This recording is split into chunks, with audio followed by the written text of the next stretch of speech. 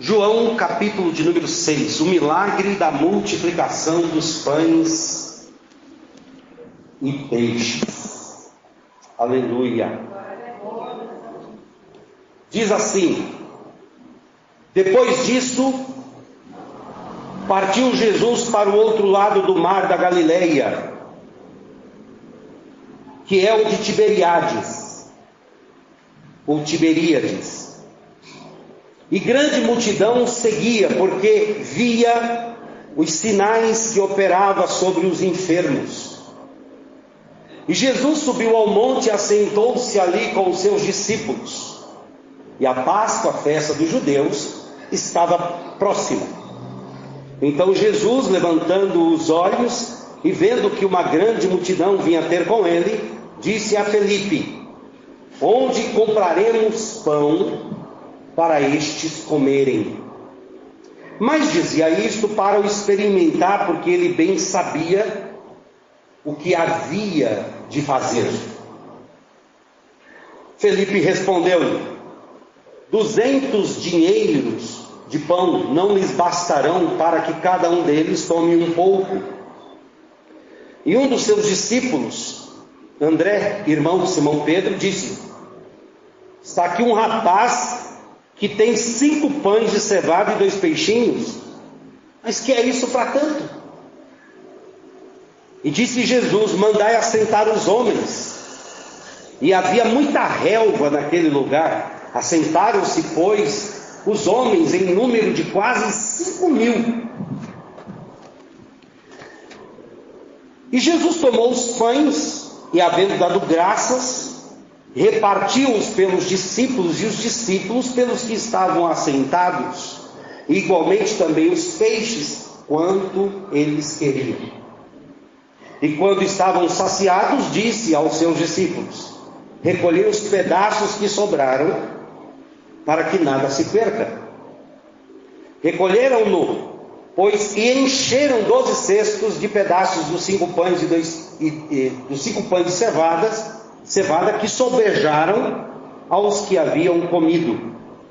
Vendo, pois, aqueles homens o milagre que Jesus tinha feito, diziam: este é verdadeiramente o profeta que devia vir ao mundo. Amém.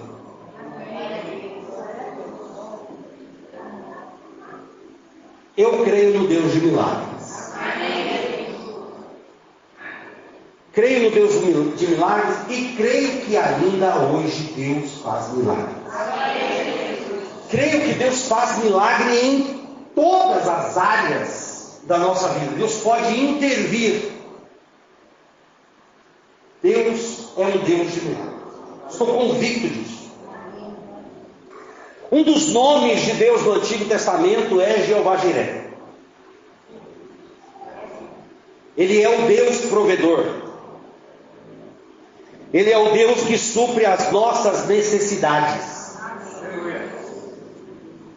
Ele é o Deus que vem na hora certa. Ele é o Deus que entra com providência nas nossas vidas quando menos esperamos. E o povo hebreu foi o povo que experimentou, foi o povo que mais experimentou a provisão de Deus na sua vida. O povo hebreu foi o povo que teve experiências tremendas com o Deus Jeová Jiré, o Deus provedor, o Deus que supre necessidades, o Deus que entra com providência quando menos espera. Por exemplo, eles saíram do Egito, tirados com mão forte. De repente eles estavam em frente ao mar, sem saída, e o exército inimigo vinha atrás deles. E agora o que fazer? De repente Deus sopra um vento lá do Oriente para cá e abre o mar em 2 partes, e eles passam pelo mar adentro, em terra seca. Deus abre uma porta onde não tem portas. Eu não sei se você crê nisso, mas esse Deus que abriu um caminho no meio do mar, uma porta onde não existia, está agindo aqui hoje. Bendito é o Senhor. E depois de passarem para o outro lado do mar, o deserto afora, rumo à terra de Canaã, aí a Bíblia vai informar que de dia uma coluna de nuvem estava sobre eles. Essa coluna de nuvem guiava eles. Essa coluna de nuvem fazia sombra para eles, porque durante o dia o sol era causticante no deserto. Então Deus providenciava essa nuvem para que eles pudessem ficar ali debaixo de uma sombra. A nuvem andava, eles andavam. A nuvem parava, eles paravam. De noite, uma coluna de fogo. Porque, ao contrário do dia, a noite era muito frio. Então, a coluna de fogo era para aquecê-los, para que não morressem de frio durante a noite. Veja o cuidado de Deus. Mas a coluna de fogo também era proteção para eles, porque no deserto tinha as bestas feras, e o fogo espantava as bestas feras. Era uma forma de proteger o povo. É Deus. O fogo ajudava a iluminar também, a aquecer eles. É provedor, Deus é provedor. Esse povo caminhando pelo deserto afora, a Bíblia conta a história de um episódio de que água saía da rocha para eles saciarem a sua sede. Da onde que uma água sai da rocha? Isso é Deus. Deus provedor. A Bíblia vai informar também que diariamente Deus mandava maná.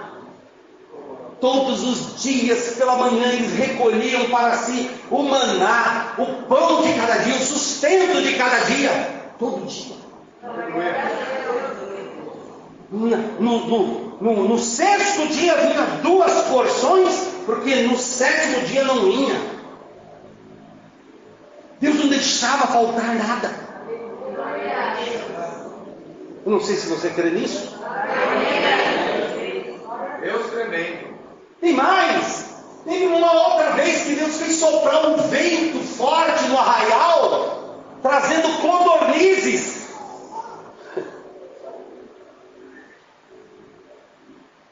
Em vez dos homens caçarem os pássaros, agora é os pássaros que caçam os homens.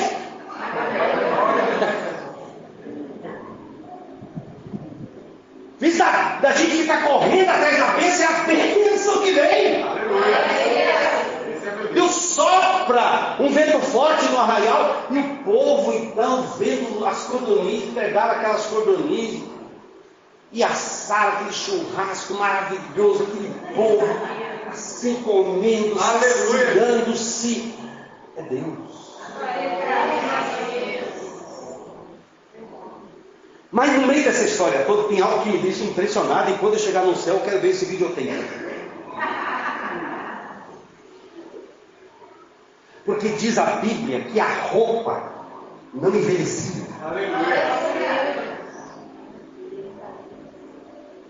De tudo que a Bíblia fala de provisão de Deus, isso me deixa muito encantado. A roupa deles não envelhecia. Durante 40 anos caminhando pelo deserto, a roupa não envelhecia. A roupa aumentava de tamanho. Crescia, a roupa crescia. Engordava, a roupa engordava também.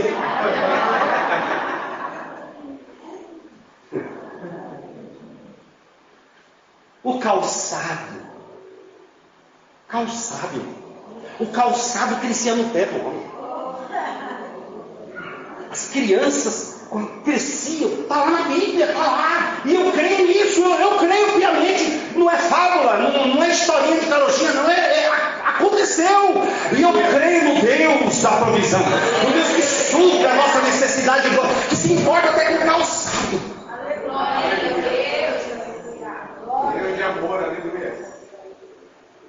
O calçado descia no pé deles. Era algo extraordinário. Isso era Deus, o Deus da provisão.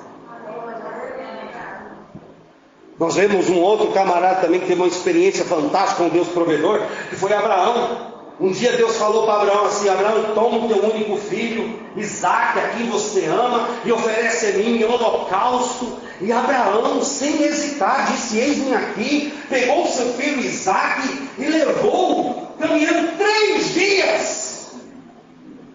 3 dias.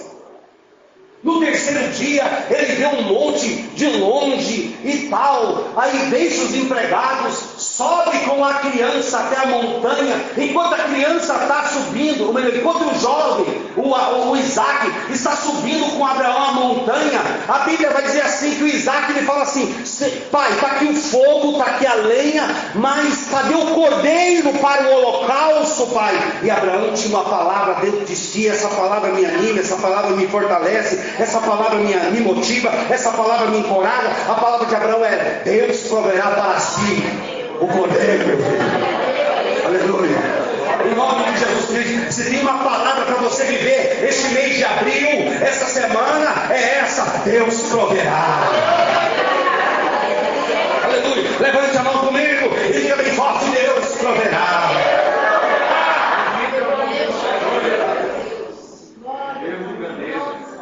E Deus é Deus que entra com providência quando menos esperamos. Mas Abraão estava certo de sacrificar Isaque, porque Deus tinha pedido. Então ele falou: eu vou oferecer o meu filho, e eu faço isso pela fé. O autor de aos Hebreus diz que Abraão faz isso pela fé. E ele pega Isaque, coloca Isaque no altar, no altar que ele tinha preparado, e era só imolar o menino, degolar o menino e depois botar fogo no menino. Mas Abraão, a Bíblia vai falar que ele faz isso pela fé, porque Abraão cria que Deus era poderoso para ressuscitá-lo das cinzas. Ele não faz isso por fazer, não. Ele faz assim: eu vou no altar, ofereço o meu filho, sacrifico o meu filho, queimo o meu filho, mas Deus vai devolver ele para mim, nem que seja das cinzas. Aí Abraão está lá, pega o menino. Quando ele levanta o cutelo para imolar o menino, Deus dá do céu: Abraão, não faça nada com o menino, porque agora sei que teres a mim. De repente ele olha para o lado, tem lá um carneiro. Deus é Deus. Em nome de Jesus Cristo. Eu não sei se você crê na Santa Bíblia, a palavra de Deus, mas Deus vai dar um escape nessa situação. Deus vai dar um escape para você. Quando menos você esperar, o Deus da provisão chega e fala assim: não faça nada. Cheguei.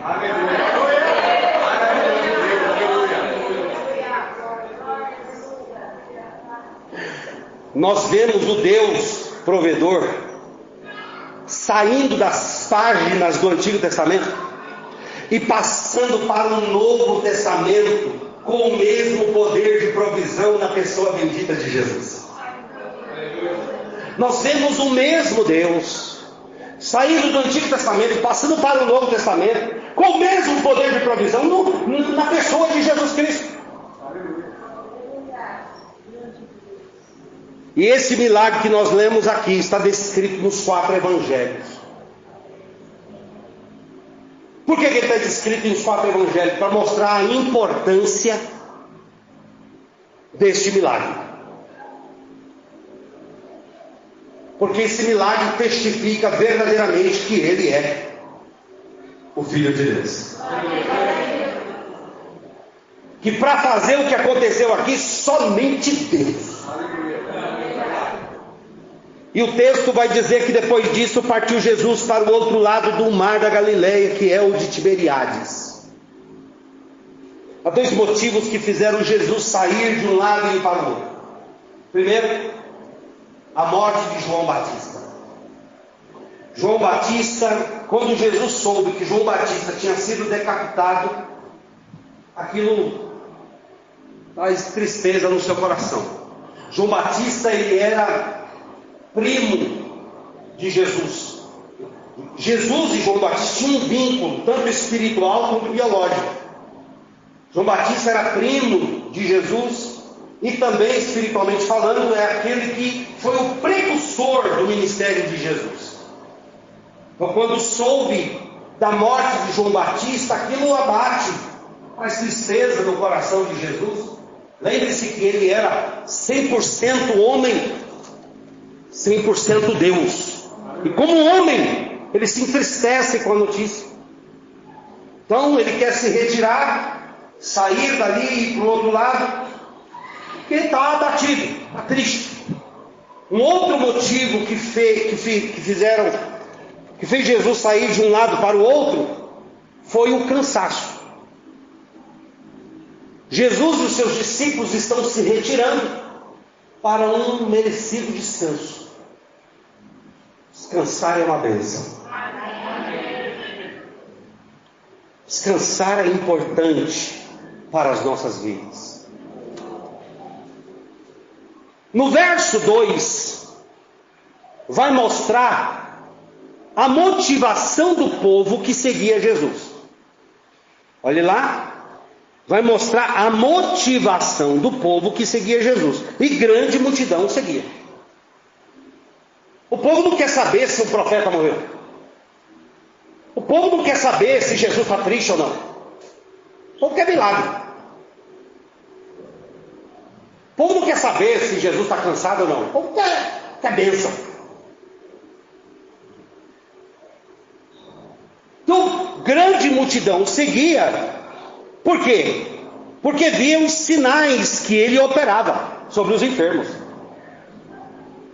Então João, quando está escrevendo esse milagre aqui, está relatando esse milagre, está dizendo assim, o povo que estava seguindo Jesus, estava seguindo Jesus por causa dos milagres. Lá na frente, Jesus vai dizer assim, trabalhai não pela comida que perece, mas aquela que permanece. Jesus está dizendo no capítulo depois, todo o capítulo, a ênfase é: eu sou o pão vivo que desceu do céu. Eu sou o pão da vida. Eu sou mais importante do que os milagres. Então João mostra aqui no verso 2 a motivação do povo em seguir a Jesus. E aí vem aquela pergunta assim: por que as pessoas vêm para a igreja?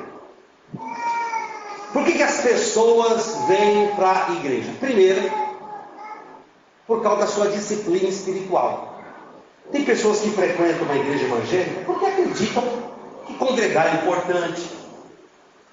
Faz parte da minha caminhada cristã, congregar.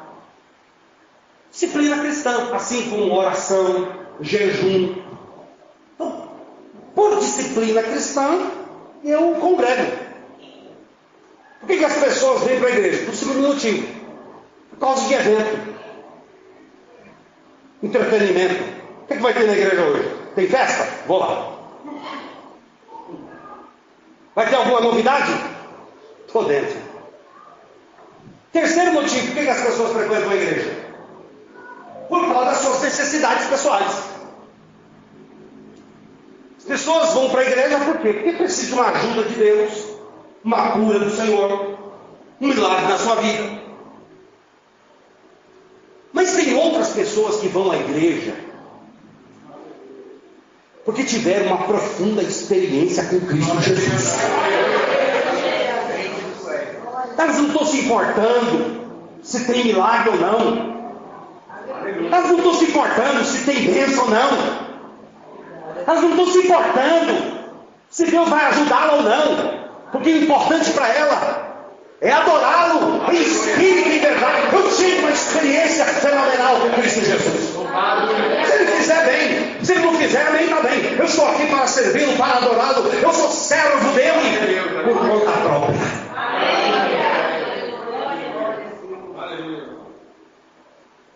Não devemos condenar quem segue religiosamente uma igreja por causa da sua disciplina cristã. Não devemos condenar também aquelas pessoas que frequentam a igreja por causa de um evento, tão somente. Não devemos questionar ou oprimir aquelas pessoas que vão para a igreja só por causa dos milagres. E as pessoas aqui estavam atrás de Jesus porque via os milagres que ele operava. João fala assim, a motivação do povo em seguir Jesus era por causa disso. E Jesus então, vendo esta multidão, porque se você ler versículos posteriores, a Páscoa estava próxima. Então quando Jesus se retira de um lado para outra banda, ele está na rota das pessoas que estão indo para Jerusalém. As pessoas estão vindo de todos os lugares e estão na rota, seguindo para Jerusalém, e ali naquela rota eles se deparam com Jesus. E Jesus via aquela multidão, porque a multidão vinha ter com ele, lá no verso de número 5 vai dizer isso. Então Jesus, levantando os olhos, vendo que uma multidão vinha ter com ele. Jesus, quando via essa multidão vindo ter com eles, outros evangelistas vão dizer que Jesus as via como ovelhas que não têm pastor. E isso é interessante, irmãos, porque quando Jesus via aquela multidão e as via como ovelhas que não têm pastor, é que aquele povo estava perdido, sem rumo, que aquele povo estava desamparado, que aquele povo estava buscando suas próprias necessidades espirituais e não se importava com a sua real necessidade espiritual. Então Jesus, olhando para esse povo, para essa multidão que vinha ter com ele, ele não as descartava. Pelo contrário, Jesus tinha compaixão delas. Esse é Jesus. Jesus tinha compaixão delas e curava eles. Curava seus enfermos. Abençoava eles. Jesus é maravilhoso. E aí surge uma preocupação. Eu viajo no texto. Aí tem uma preocupação. Jesus está lá com esse povo. Se você lê em outros evangelistas lá, parece que são 3 dias já o povo com Jesus. O povo está ali aglomerando-se perto de Jesus. Jesus vendo aquele povo perdido, desamparado, buscando suas próprias necessidades, tem compaixão dela. Aí João relata aqui uma preocupação. Mostra, olha a preocupação de Jesus. João relata isso. Aí Jesus, quando vê uma grande multidão, levanta os olhos, vê uma grande multidão, disse a Felipe. Ele chega para Felipe, que é um dos seus discípulos que está ali, e pergunta para ele, faz uma pergunta para ele: onde compraremos pão para estes comerem?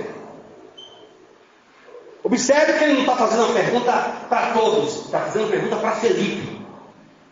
E por que ele faz pergunta para Felipe? Porque Felipe é da cidade. Felipe conhece a cidade. Felipe pode trazer uma solução para o povo ali. Então Jesus pergunta para Felipe: onde compraremos pão? Você que conhece a cidade, sabe aqui onde tem as coisas. Onde compraremos pão para alimentar essa gente? Felipe conhecia a cidade, poderia trazer uma solução. Aí Felipe, na sua mente exata, ele responde para Jesus assim, lá no verso 7: 200 dinheiros de pão não lhes bastarão para que cada um tome um pouco. Felipe responde para Jesus dizendo o seguinte: mesmo que trabalhássemos meses, não teríamos condições de alimentar todo este povo. Tem uma versão que eu procurei aqui, eu achei interessante, que Felipe responde assim: eu esqueci de marcar.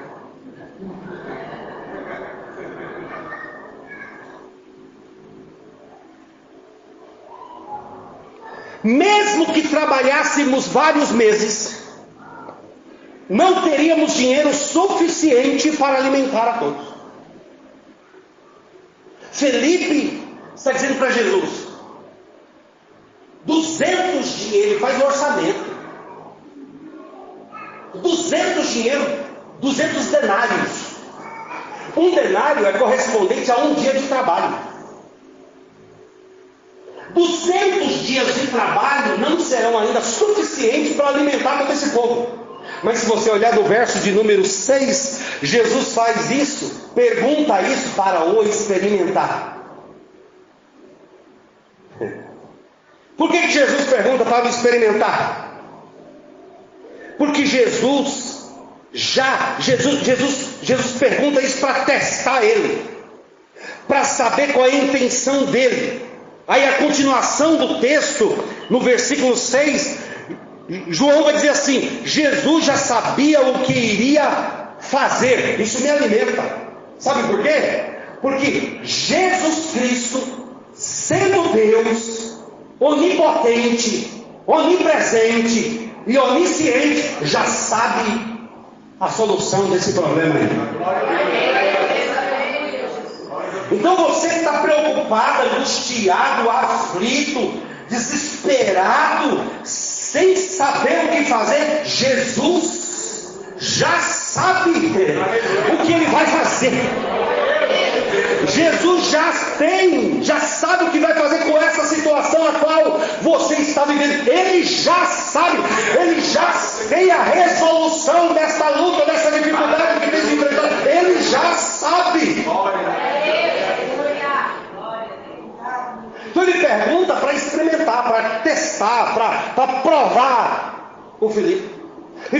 E Felipe vai dizendo assim: não, 200 dinheiros de pão não lhes bastarão. Para Felipe, a solução do problema ali está lá na frente, está no futuro. Para Felipe, a solução vem daqui a alguns meses, com muito trabalho. Depois que Felipe termina de falar, aparece André. Aí aparece André no verso de número 8, para salvar o culto. Porque o Felipe está sendo racional, está fazendo o orçamento da coisa. Aí vem André. André se mete na conversa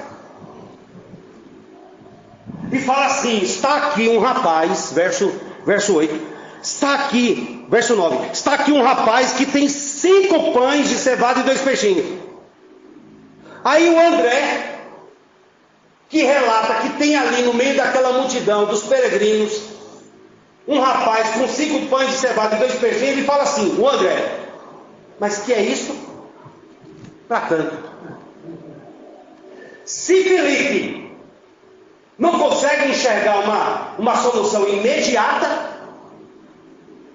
o André está menosprezando aquilo que tem. E por que ele está menosprezando aquilo que tem? Porque o André chega para Jesus e fala assim: olha o detalhe, tem um rapaz aqui com 5 pães de cevada. Não é trigo, cevada. Cevada é cereal de segunda linha. Cevada era cereal para alimentar animais. Salomão alimentava os seus cavalos com o quê? Cevada. Trigo era comida de rico. Cevada, comida de pobre. Então André é detalhista quando fala: está aqui um rapaz com 5 pães de cevada. Ou seja, o que temos aqui é de segunda linha. E não é um pãozinho francês que você conhece, não. É um LP. Uma bolachinha. Outro detalhe, ele fala assim: 5 pães de cevadas e 2 peixinhos. Dá até para fazer biquinho. Peixinhos. Não é 2 peixes, 2 peixinhos. Então André está dizendo o seguinte: ó, tem um rapaz aqui que está com 5 pães e 2 peixes. Ou seja, Material de segunda linha. E tem mais. Tem 2 peixinhos. E André está falando aqui porque ele é pescador. Ele sabe o tamanho de peixe. Eu não sou pescador, mas quem vai pescar está lá pescando. Aí pesca o peixe pequenininho, o que ele faz? Joga de novo. Você sabia que peixe pequeno é um termo pejorativo no nosso país? Por exemplo, você está num lugar todo pomposo, gente da alta, aí você fala aqui só tem peixe grande.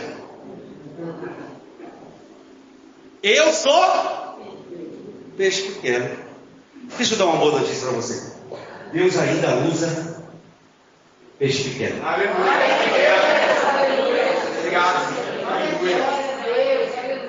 A minha Bíblia diz que Deus faz assentar entre os príncipes e poderosos. André, ele está dizendo, o material de segunda linha é pequeno e é pouco. Porque ele fala assim, o que é isso? Para tanto. Então, ou seja, ele tem alguma coisa, mas a coisa que ele tem, ele está dizendo assim, dá para nada. Felipe diz assim, 200 dinheiros de pão, mesmo que tivéssemos 200 dinheiros de pão, não daria para que cada um tome um pouco. André está dizendo, tem aqui um rapaz com 5 pães de cevada, 2 peixinhos, que é isso para tanto. Ou seja, para André é pouco, é de segunda linha e é pequeno. Mas eu tenho uma boa notícia para lhe dar. O nosso Deus é poderoso para multiplicar o pouco que nós temos.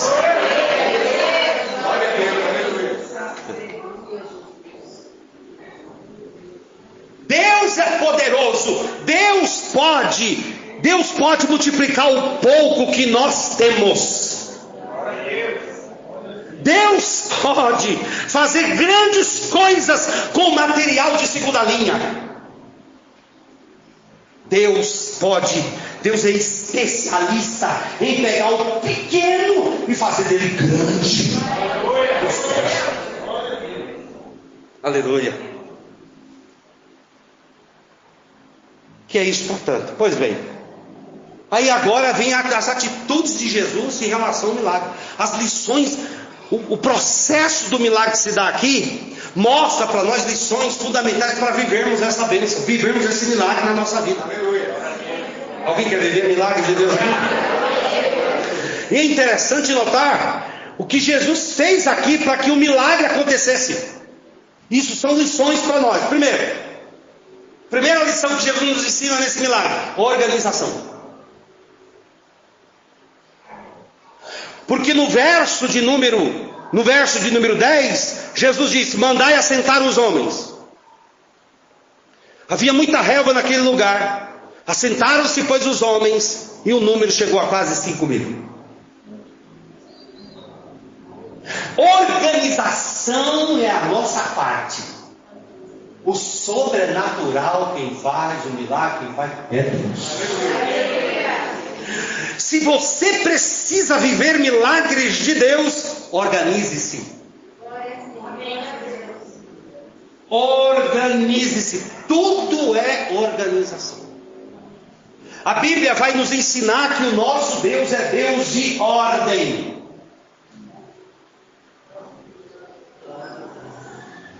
O nosso Deus age para que as coisas desorganizadas fiquem organizadas. Lá em Ezequiel, capítulo de número 37, a Bíblia vai dizer que o profeta tem uma visão de um vale de ossos sequíssimos. E a Bíblia vai dizer ainda que Deus pede para que o profeta ande no meio daquele vale de ossos sequíssimos e faz uma pergunta para ele: filho do homem, poderão viver esses ossos? Ele disse: não sei, tu sabes. Aí Deus instrui o profeta: então profetiza e diga: ossos secos, ouve a palavra do Senhor. Eu imagino o profeta na sua espiritualidade saindo e dizendo assim: ossos secos, ouve a palavra do Senhor. O texto vai informar que houve um rebuliço, bagunça. cada osso vir para o seu lugar, osso no seu osso, cada osso pega vinha, cada vinha, vinha, e não sei o que vinha, todo osso. Deus começa a organizar as coisas. Deus começa a organizar as coisas. Deus começa a organizar aquilo que está desorganizado em nome de Jesus. O nosso Deus é Deus de organização. Milagre para acontecer na nossa vida é preciso que haja organização. E a lição que nós precisamos aprender essa noite é: organize-se. Vamos nos organizar. Arrume as coisas que estão desarrumadas. E não espere o anjo vir. Anjo, venha e arrume tudo. Não, essa parte é sua. Se organize. Porque quando você se organiza, Deus vem e age com milagre. Como é que eles descobriram que tinha 5.000 homens? Com organização. Sentaram 50, 100. Chegaram ao número de 5.000 homens. Quando você se organiza, você está preparando o terreno para Deus fazer milagres.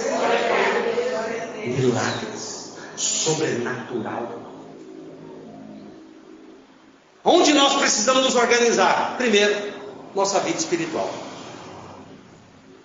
Organize a sua vida de oração. Organize a sua vida de leitura bíblica. Organize a sua vida de jejum, de consagração. A Bíblia fala: buscar primeiro o reino de Deus e a sua justiça, e todas essas coisas vos serão acrescentadas. Se organize espiritualmente. Não seja mais um crente frio ou morno. Seja fervoroso no espírito. Salvação individual. Organize a sua vida espiritual. Arrume a sua vida espiritual. Conserte a sua vida espiritual. Se organize.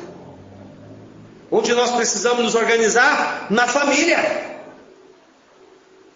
Precisamos nos organizar lá na nossa casa. Nós não podemos deixar o diabo pintar e bordar na nossa família. Um conselho de Deus para o Ezequias foi esse: põe em ordem a tua casa.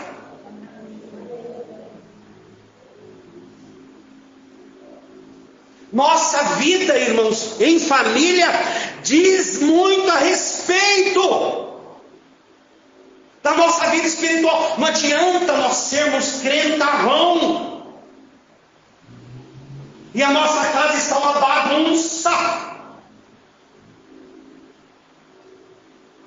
Deus nos colocou lá na nossa família para sermos chave, pessoa-chave. Crê no Senhor Jesus Cristo e será salvo tu e a tua casa. Todo mundo da sua casa pode ser ímpio, mas você é crente. Deus chega para Tito e fala assim: Tito, Paulo escrevendo para Tito e fala assim: Tito, eu te coloquei aí para que coloque as coisas em ordem.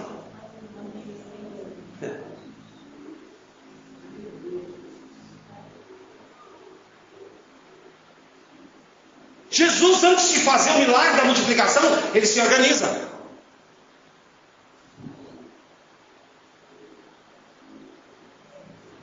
Jesus ensina a planejar, sentar, planejar.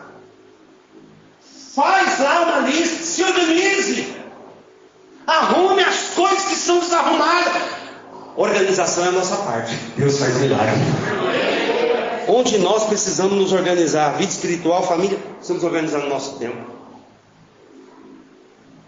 Verdade. Irmãos, esse papo de que não tem tempo, não cola. Não cola.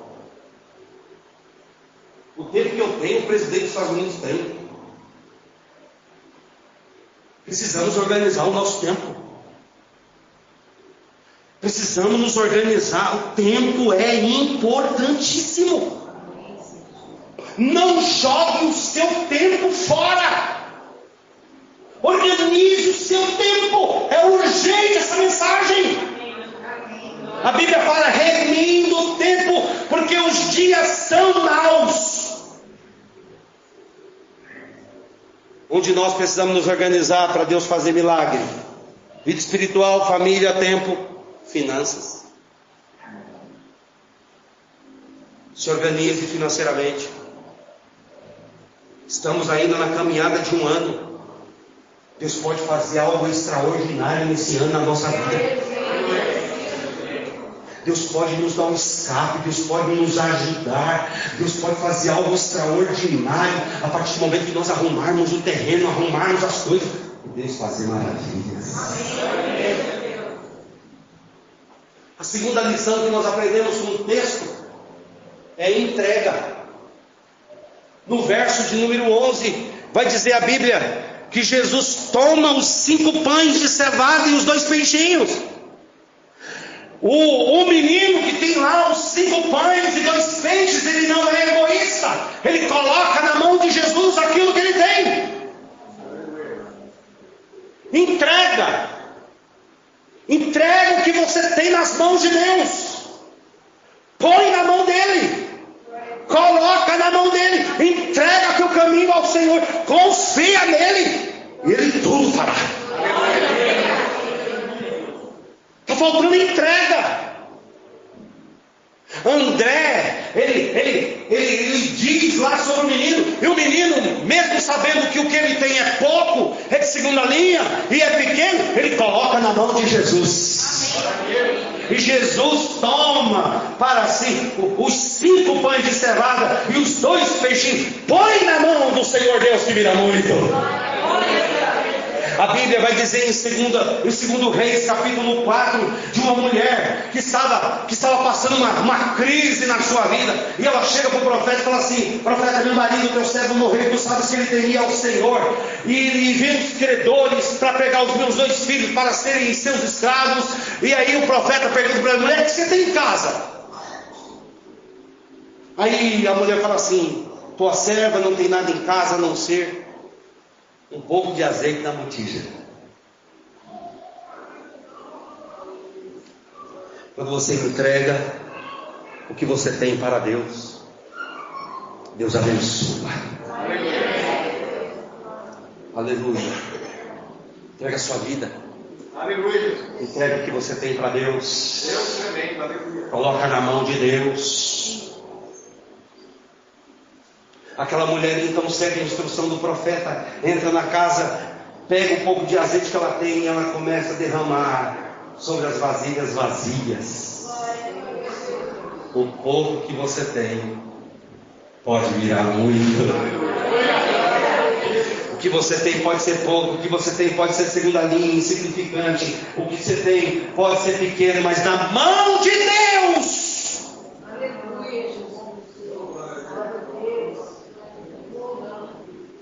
Deus pode fazer algo extraordinário. Entrega.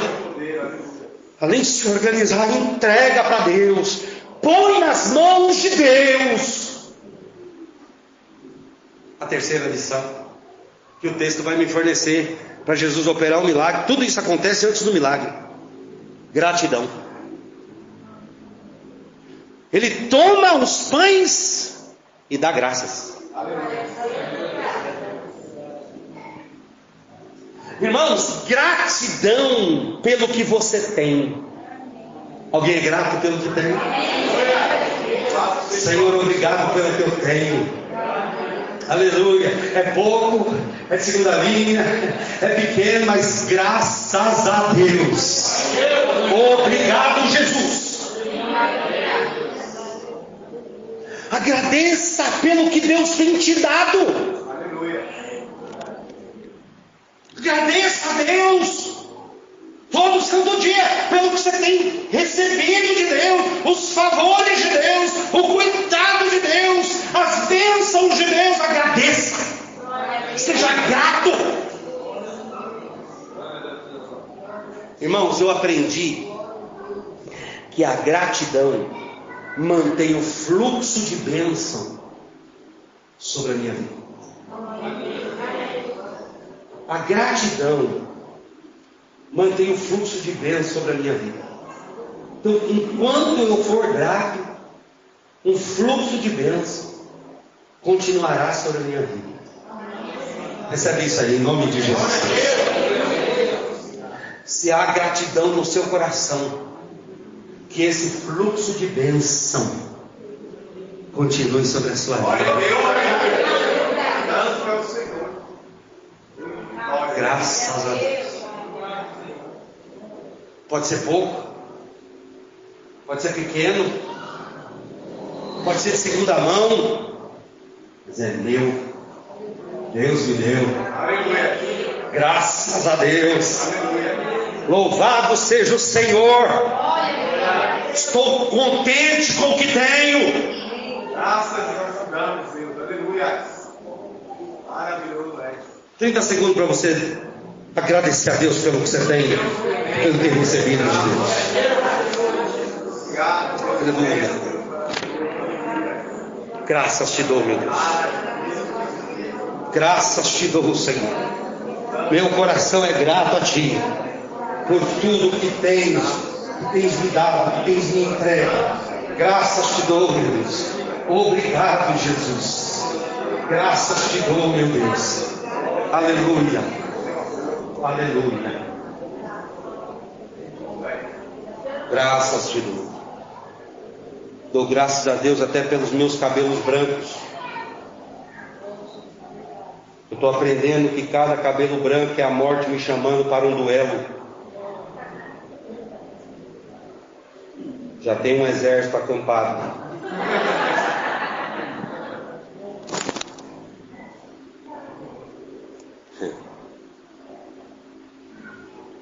A quarta lição que nós podemos aprender aqui: o compartilhar. Ele pega os pães, dá graças e reparte. Olha só que interessante. Ele reparte. Jesus pega os pães, os peixes e reparte pelos discípulos. E os discípulos pelos que estavam assentados. Então imagine a cadeia de compartilhamento. Jesus dá graças, coloca na mão dos discípulos, e os discípulos para os seus companheiros, o seu povo. Aí vem a pergunta: como é que Jesus multiplica? Como é que Jesus, com 5 pães, coloca na mão de 12 discípulos? E os discípulos com o que eles tinham em mãos para a multidão?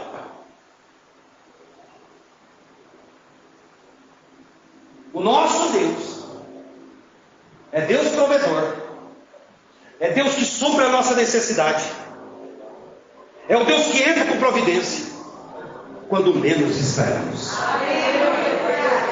E aqui eu viajo um pouquinho, porque no ato de compartilhar, no ato de dar, no ato de generosidade nossa, Deus vem e multiplica o que nós temos. Quando eu abro mão, quando eu entrego, quando eu compartilho, quando eu sou generoso, quando eu sou liberal, esse ato de generosidade, liberalidade, de repartir, de compartilhar, Deus vem e multiplica o pão que eu tenho. Não, você não entende. Tinha 5 pães de cevada, Jesus tinha 12 discípulos.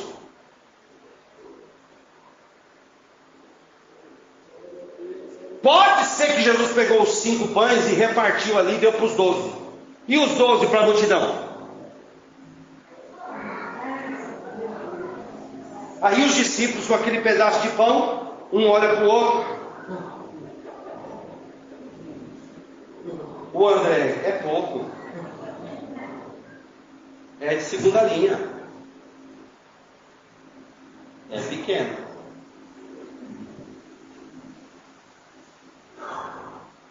Aí eles pegam e chegam para o povo, rasgam o pão e dá na mão dele. Eu acredito que quando ele pega o pão rasga na mão dele, o pão cresce na mão dele.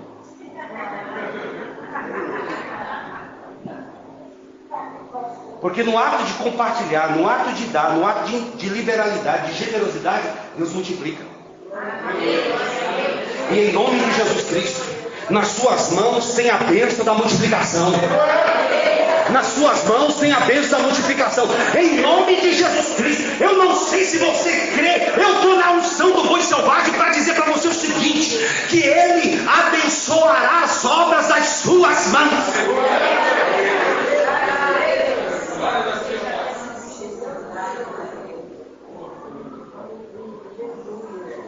Então os discípulos ali com um pedaço de pão dado por Jesus, e agora? Dá para a multidão. E eles foram, reparte, e o povo comia, e o povo crescia, reparte, dava, e assim foi, e assim foi. E um olhava para o outro, e aí? Vai multiplicando, e bora lá, e vai multiplicar em nome de Jesus Cristo. Vai multiplicar, pode ser pouco, pode ser insignificante, pode ser pequeno, mas Deus vai multiplicar. Deus vai multiplicar. Deus é poderoso para multiplicar. Deus vai multiplicar. Deus vai multiplicar. Ele é o Deus da multiplicação. Não é mágica, não é ilusão de ótica, é milagre.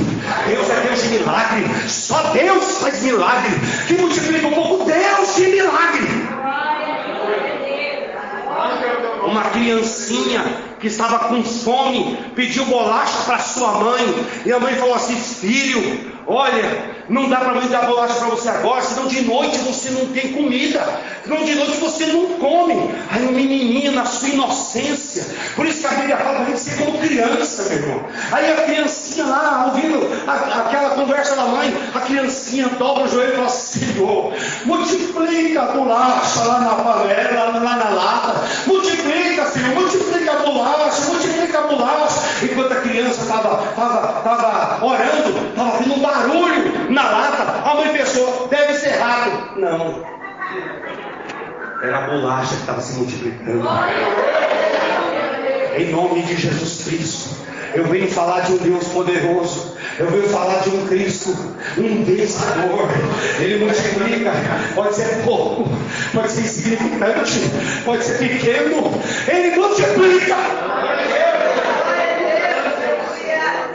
Teve um homem que ele ganhava R$700 há alguns anos atrás. E um dia ele foi na igreja e o pastor falava assim: Deus vai multiplicar os seus 5 pães e 2 peixes. Quais são os seus 5 pães e 2 peixes? Ele pensou: os meus 5 pães e 2 peixes é os meus R$700, é o que eu ganho mensalmente. Aí um dia, passado uns anos, ele falou assim: pastor, o senhor poderia me explicar alguma coisa? Ele falou: pastor, tem alguns anos que eu ganho R$700.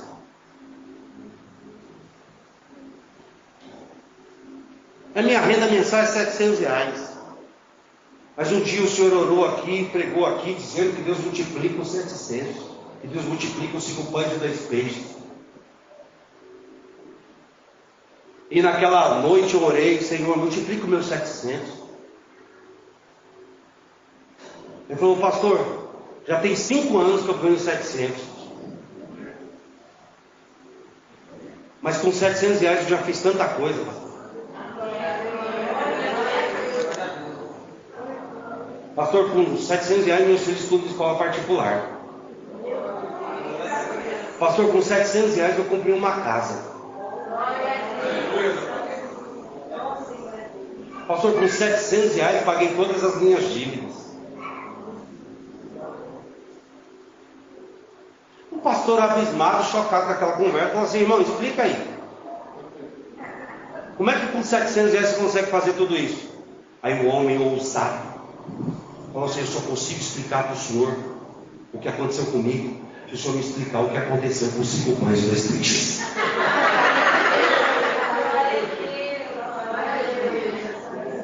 Tem gente que fica assim: se eu ganhasse muito dinheiro, se eu ganhasse muito dinheiro, se eu ganhasse muito dinheiro. Irmão, o nosso Deus é Deus provedor. O nosso Deus é Deus que supra a nossa necessidade em glória.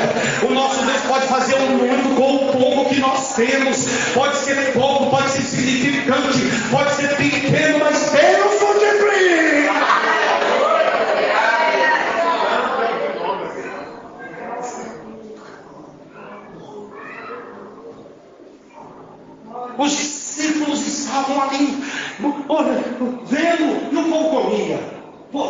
crente come, né? E divide o pão, comia, o peixe comia. E tinha pão, peixe, e o pão comendo. E mais um, e toma, e não sei o que, e pau, tchau. E daqui a pouco todo mundo saciado.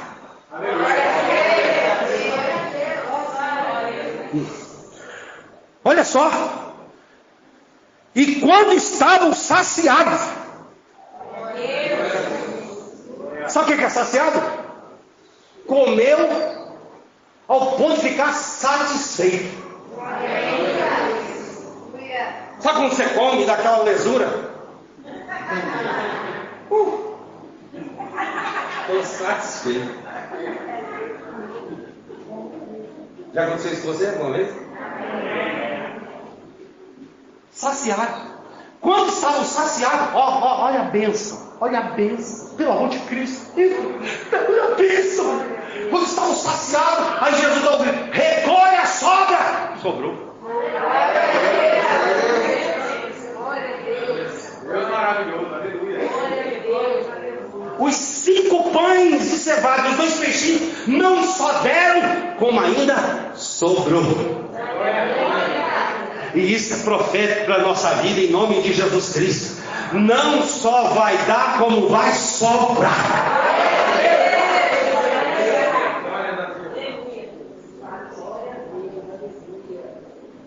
Levante a mão comigo e diga assim: vai sobrar.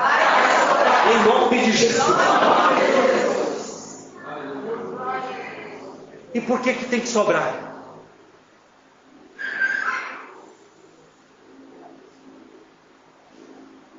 Não, essa eu quero ler. Essa eu quero ler. Por que tem que sobrar? Mateus 25. Rapidinho. Mateus 25. Olha lá. Mateus capítulo 25. Bendito é Deus.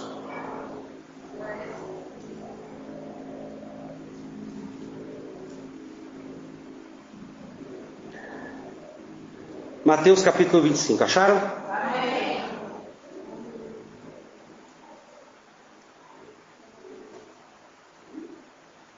Olha lá.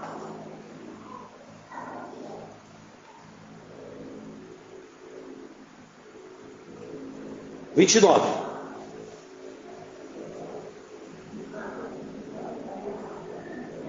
Porque qualquer que tiver, será dado, e terá em abundância. Mas ao que não tiver, até o que tem lhe será tirado. Mateus 25, 29. Mas o que tem, porque qualquer que tiver será dado, terá em abundância. Mas o que não tiver, até o que tem lhe será tirado. Presta atenção. Por que tem que sobrar? Porque é sobrando que Deus acrescenta mais.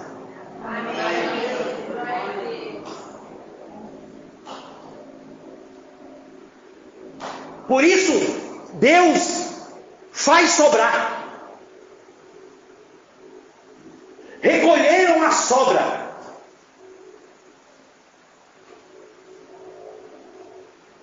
E aí os discípulos começaram a recolher a sobra. Quanto será que sobrou? Quanto será que sobrou? Tinha 5 pães de cevada e 2 peixinhos. Sei lá, nem davam uns 6. Aí eles começaram a recolher a sobra. Quando recolheram a sobra, 12 cestos cheios.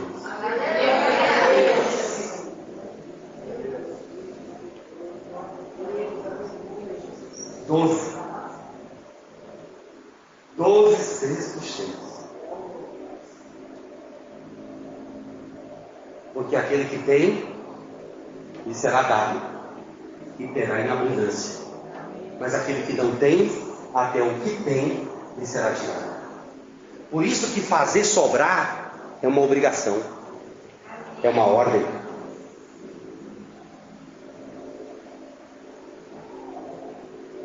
Deus faz o milagre, mas você mantém o milagre vivo.